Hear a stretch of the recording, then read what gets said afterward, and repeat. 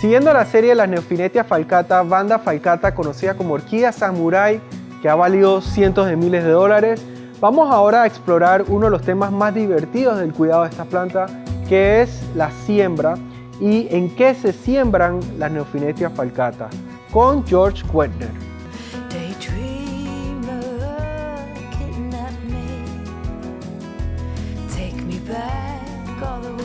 Muy buenas a todos, soy Andrés Maduro de Finca Drácula, bienvenido a nuestro canal de YouTube. Antes que todo, recuerden, si no están suscritos al canal, suscribirse ya mismo y poner la campanita para recibir notificaciones cada vez que sacamos un video nuevo. Bueno, las Neophynetia falcata o bandas falcatas tienen una forma de siembra muy particular. Esta especie lleva más de 400 años de cultivo en Japón y durante este tiempo los japoneses han desarrollado una técnica de siembra muy especial, que son como unos montículos de musgo, y el cuidado es casi como el de un bonsai. Ahora vamos a explorar con George Kuettner en qué se puede sembrar esta planta y si solamente hay que sembrarla de esta forma o se pueden sembrar como cualquier otra banda. Esta conversación fue grabada en inglés, pero nosotros le hemos puesto subtítulos en español. Si ustedes quieren ver los subtítulos, deberían aparecer ahora mismo, y si no aparecen, pueden habilitarlo en la configuración del video. So yeah, there's a couple of different approaches. We can definitely talk through that. So I will say right now, the traditional moss mound is certainly the classic way of displaying them. It takes some practice, but for people who are intimidated by this method or are not sure, they're very tolerant of other growing types. You can again keep them just in sphagnum like I've done here. The theory here is that the roots are surrounded by medium but lightly with a hollow center actually, so it breathes really well. So you water it, it gets really wet, but then it dries out within a couple of days, and plants really appreciate that. The challenge is if you aren't diligent about watering every 3 or 4 days, it can be harder especially a novice grower. La forma tradicional de sembrar una Neophynetia falcata es en un pote de cerámica alto que tiene como un anillo alrededor, y en ese pote se le ponen como un montículo, pero el montículo es como una canasta y alrededor de la canasta van las raíces. Rodeando las raíces van fibras de sphagnum largas que se enrollan y al final queda como una bolita. Esto es muy inteligente y se entiende de por qué lo desarrollaron de esta forma. Al ser un montículo hueco adentro, permite de que haya buena aireación y que cuando uno lo moje, eso absorba agua, da chance de que las raíces puedan absorber el agua que el musgo agarró y después se seque rápido, que como saben, en el cuidado de orquídeas lo mejor es empapar y que después se seque rápido. Eso es con casi que todas las orquídeas es lo ideal. Así que este montículo es bien ingenioso. El reto de esto obviamente es que como se seca rápido, ustedes tienen que estar regándolo prácticamente que todos los días y en algunos casos que 2 veces al día para asegurar de que no se sequen mucho y que la planta pueda tener el agua que necesita. Pero ¿es la única forma que se puede sembrar o podemos sembrarlas en otro tipo de sustratos? So I know a few people in the United States who are actually pretty serious Neophynetia growers who will only do this for a display and will otherwise for the rest of the year grow theirs just in a bark mix. And they do very well in an airy bark mix like charcoal and pumice. Vemos que sí se pueden sembrar en otro tipo de sustratos y hasta se pueden montar. Yo he encontrado fotos en internet donde las personas montan las plantas en láminas de madera y ellas se dan muy bien. Lo importante aquí es que sea fácil para usted. Yo no quiero que en el cuidado de las plantas uno tiene que buscar lo que más se adapta a la técnica y el tiempo que uno tiene para que las plantas se den más bonitas. No hay que martirizarse tampoco tratando de tener la planta de una forma que a uno le cuesta mantenerlo así. Pero los que están tratando de mantenerlas en la forma tradicional, vamos a explorar ahora qué pasa cuando la planta sigue creciendo.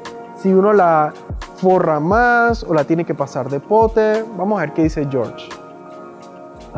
It's important to be careful. One thing that will happen is, so if you do this in the spring, they will immediately start doing things like this, where they shoot the roots out. You can see, so I've tucked all the old roots into the middle, and then these new roots shoot out the sides.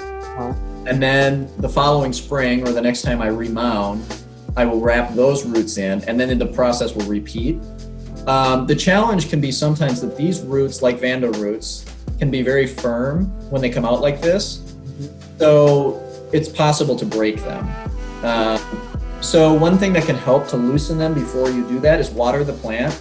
And the velamen, the roots will get green and more flexible. It will give you a bit more bend without breaking. And these can be remossed twice a year. I do twice a year. What'll happen is as you fertilize in the summer, you get a lot of roots. So what they do is they do lots of roots in the spring, flower in the summer with some roots. They slow down a little bit on the roots. And then after they're done flowering, they'll do another spurt of roots before they go dormant in the fall. So what that means is you kind of have a couple times where the roots start poking out. And if you want to show them in the winter months, for example, or you just want to clean the plant up, because you will also get algae growing on the moss as you fertilize in the summer or in the warmer months of the year, you can then redress them, remoss them in the fall, roughly around when they start to go dormant, and then they'll sit. And then in the spring, then you can touch them up again. My current remossing strategies, I do about April and October, November. For anyone who doesn't want to do this twice a year or is not sure about it, I would do minimum once a year if you're using sphagnum, or you can go for longer, right? But minimum once a year, and I would do it in the spring when they start to wake up. Vemos que la frecuencia de repoteo o de reajuste de los montículos depende de que si usted quiere que su planta esté siempre nítida para un concurso o que no le importa tanto y quiere que esté en lo básico. Si no le importa tanto, lo único que tiene que hacer es que en el inicio de la primavera hacerle el repoteo de nuevo y la planta se va a ver bien. Pero si quieres que esté siempre ideal para concursos sin moho ni nada arriba y que las raíces estén siempre bien enrolladas, porque las bandas no van a hacerle caso, ya van a estar tirando raíces y en muchos casos van a estar esas raíces saliéndose del pote, van a tener que hacer estos repoteos 2 o 3 veces al año. Si quieren saber cómo armar el montículo, vamos a estar haciendo otro video en donde George va a estar armando uno frente a nosotros y yo voy a estar armando uno con materiales disponibles en Panamá. En el próximo video de esta serie de las Neofinetia falcata vamos a estar explorando sobre la iluminación con George, de qué iluminación necesitan estas plantas para crecer de la mejor manera en casas y apartamentos. Muchas gracias y hasta la próxima. No mistake ever kept me late. We spent summers catching fireflies and winters on our skates. One big smile across my face. We used to dance our way to church on Sundays. Mama set the pace. Daydreamer, kidnapped me. Take me back, all the way back to them days. Running around in a gown and a crown, barefoot.